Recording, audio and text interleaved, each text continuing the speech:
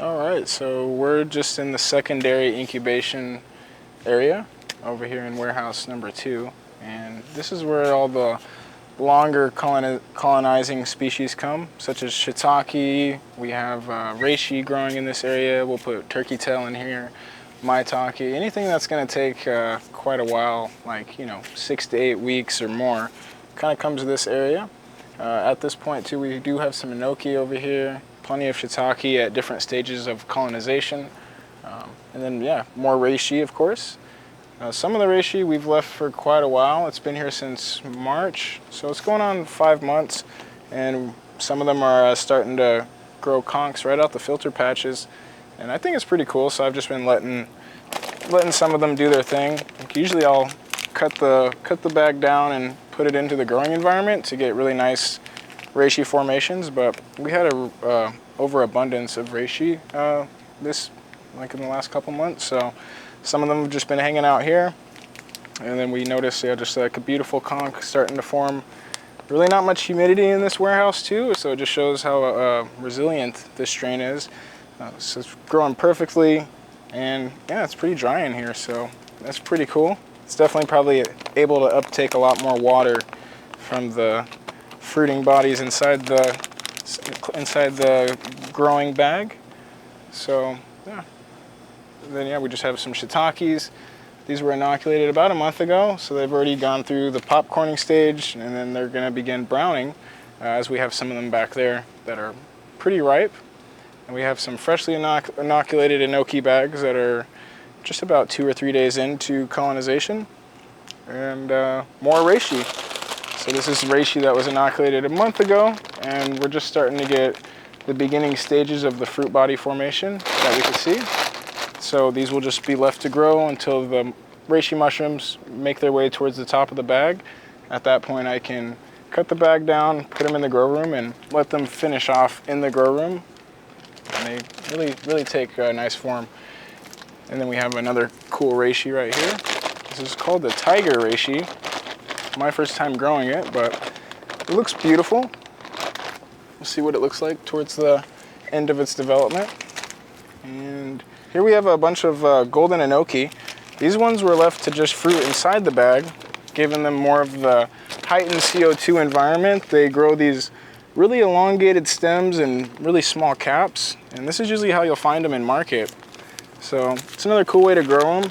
It's a cold preference strain, so we're growing it in the middle of summer here, and it does fine in the grow room. When we cut the bag down, it gets a bigger cap because it's exposed to a higher oxygen level. But yeah, when you grow them like this, you get more of the elongated stems. This is kind of an experiment as well. So yeah, we have a bunch of them kind of doing their thing. You can see really nice golden enoki coming along. And I actually always see the golden enoki starting to form mushrooms inside the bag, and getting them into the grow room is usually what I do when I start to see a good pin set. But I traded a culture with a friend, Fungi John or John Martin, and he showed me that they had actually harvested some just out of the bag like this. So it's a good way to get some nice enoki mushrooms with some nice elongated stems, and yeah, great for the perfect application in certain Asian dishes and stuff like that. So. And then yeah, we have these blocks that were just inoculated within the last 48 hours or so, and we can see each spot where the grain spawn has basically taken off and formed new mycelium and is reaching out to start the colonization process with the sawdust blend that we have sterilized for it.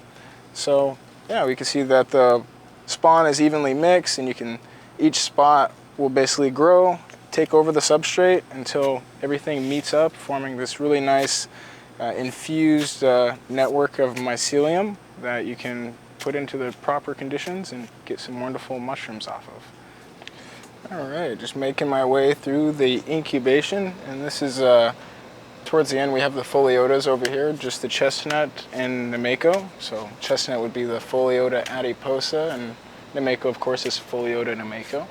And these ones generally take about 6 weeks. Nemeko usually about 8 weeks before I want to get in the grow room. So here we are exactly 8 weeks after inoculation. This was inoculated on the 16th of June, and today's the 16th of August.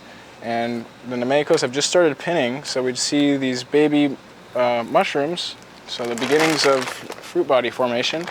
And they just start off as these red little spots, or orangish little spots that you see. Some of them have a little stem and a small cap, so it's known as like a pin. So these blocks have started pinning, and they have these like little pinhead-like mushrooms starting to grow on the blocks. So you just see these beautiful little mushrooms. The Mako is one of my favorites. I just love the way it looks, and I love the way it tastes as well. A nice earthy flavor. But I like to grow this mushroom as it gets towards the fall time, cooler weather. So it's basically that.